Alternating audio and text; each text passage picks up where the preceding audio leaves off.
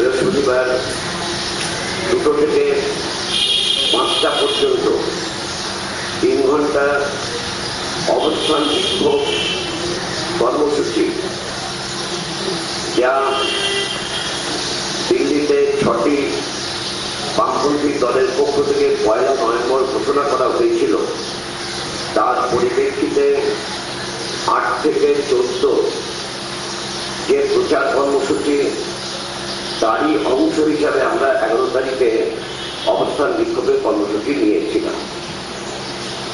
কর্মসূচি নেওয়ার পর আমরা কোথায় করব তা নিয়ে চিঠিপত্র দেওয়া শুরু করি।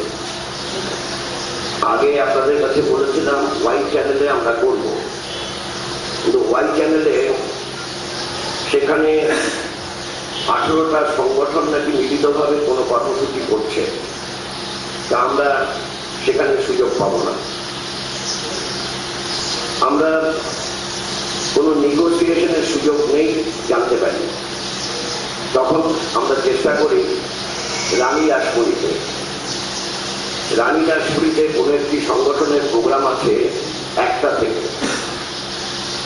তখন আমরা ভেবেছিলাম যদি ওরা 1টা থেকে যে প্রোগ্রামটা করবে সেটা যদি 2:30টার মধ্যে ছেড়ে দেয়, তাহলে আমরা ওখানে অন্য জায়গায় জমে রইলাম, ওখানে 2:30টার পর চলে এসে আমরা করলাম।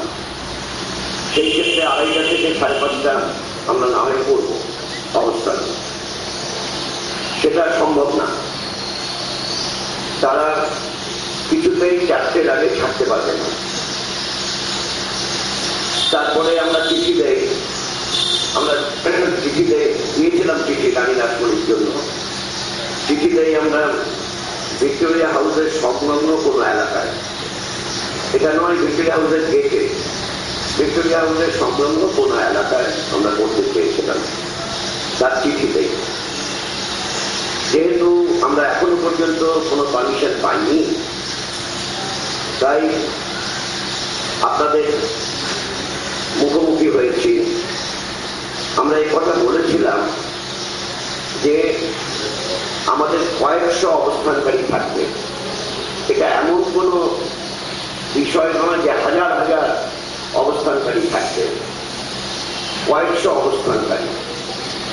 অবস্থান করার সময় কিছু মানুষ ডুবে যেতে পারে, আবার অবস্থান শেষ করার সময় কিছু মানুষ ডুবতে পারে। অভিজ্ঞতার ভিত্তিতে বলছি, যা সবসময় হয়ে থাকে। কয়েকশো অবস্থানকারী অবস্থান করে প্রচার করবে কেন্দ্রীয় সরকারের জনস্বার্থ বিরোধী নীতি এবং আগ্রাসী সাম্প্রদায়িক কার্যকলাপের বিরুদ্ধে। তারও পারমিশন রাজ্য সরকার দিচ্ছে না। তাহলে কি রাজ্য সরকার কেন্দ্রীয় সরকারের জনস্বার্থ বিরোধী নীতিকে সমর্থন করে?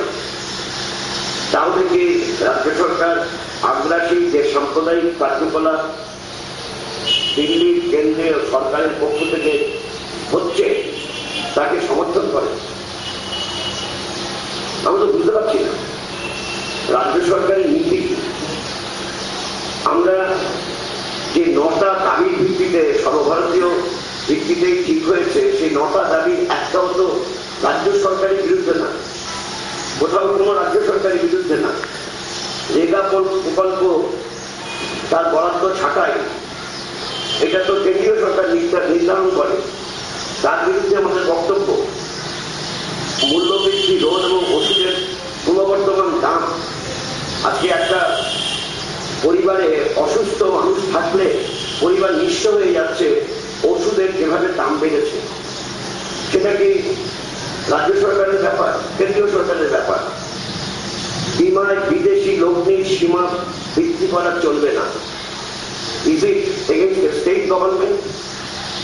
এটাও তো কেন্দ্রীয় সরকারের বিষয়। আমাদের মতো দেশ, বহু জাতি, বহু ভাষা, বহু ধর্মের, বহু সংস্কৃতির এক অদ্ভুত বিরল ক্ষেত্র, যে দেশ সম্পর্কে কবিগুরু রবীন্দ্রনাথ ঠাকুর গর্ব করে কথা বলতেন। রবীন্দ্রনাথ ঠাকুরের নাম কেন্দ্রীয় সরকারের ব্যক্তিরাও, কর্মকর্তারাও করেন, কিন্তু কি করতে চাইছে?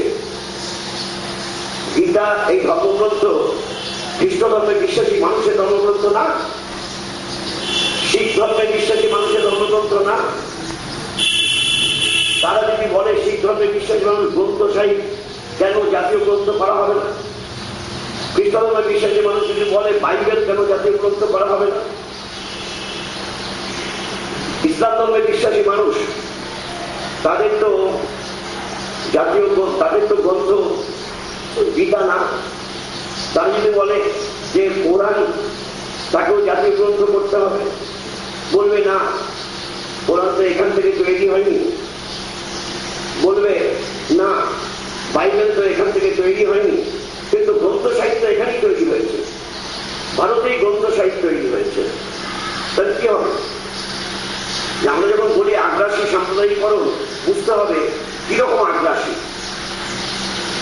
আবার যেভাবে কথা হচ্ছে যে সাধ্বী নিরঞ্জনা যে কথা বলেছেন, রাম যাবে যারা তারাই সবাই ভারতবাসী, আর রাম যাবে যারা নয়, যারা হারাম যাবে তারা ভারতবাসী না। এই উগ্র যে আগ্রাসী সাম্প্রদায়িক রাজনৈতিক পরিমণ্ডল তৈরি করতে চাইছে দিল্লির কেন্দ্রের সরকার এবং সরকারের বিশিষ্ট ব্যক্তিবর্গ, তার বিরুদ্ধে কথা বলার জন্য, তার বিরুদ্ধে প্রচার করার জন্য আমরা অবস্থান বিক্ষোভ কর্মসূচি করতে চাইছি। অবশ্যই দিল্লির জনস্বার্থ বিরোধী যে নীতিগুলো চলছে তার বিরুদ্ধেও আমরা সোচ্চার হতে চাইছি। সেটা রাজ্যের তৃণমূল কংগ্রেস সরকার আমাদের অনুমতি দিচ্ছে না। আমরা ঠিক করেছি, অনুমতি দিক বা না দিক, আমরা ভিক্টোরিয়া হাউসের সামনে সংলগ্ন এলাকায়, ভিক্টোরিয়া হাউসের সংলগ্ন এলাকায় আমরা অবস্থান বিক্ষোভ কর্মসূচি করব। May what come, we want to see যে সরকারের নীতি কি, কোন দৃষ্টিভঙ্গিতে বিরোধীদের, বামপন্থীদের বিচার করতে চাইছে আমরা দেখতে চাই।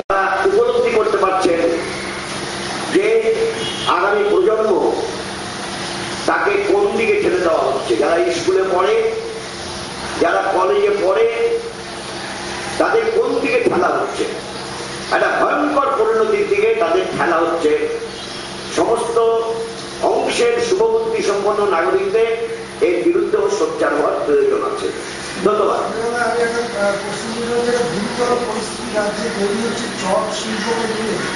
এবং যে নীতি কেন্দ্রীয় সরকার নিচ্ছে তাতে এখানে 2.5 লক্ষ খরচ করুন, 40 লক্ষ মতো পাট চাষি তারা বিপন্ন হয়ে পড়ছে।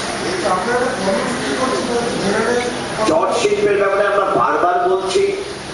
চট শিল্পে আমরা লক্ষ্য করে দেখেছি যে এই সিনথেটিক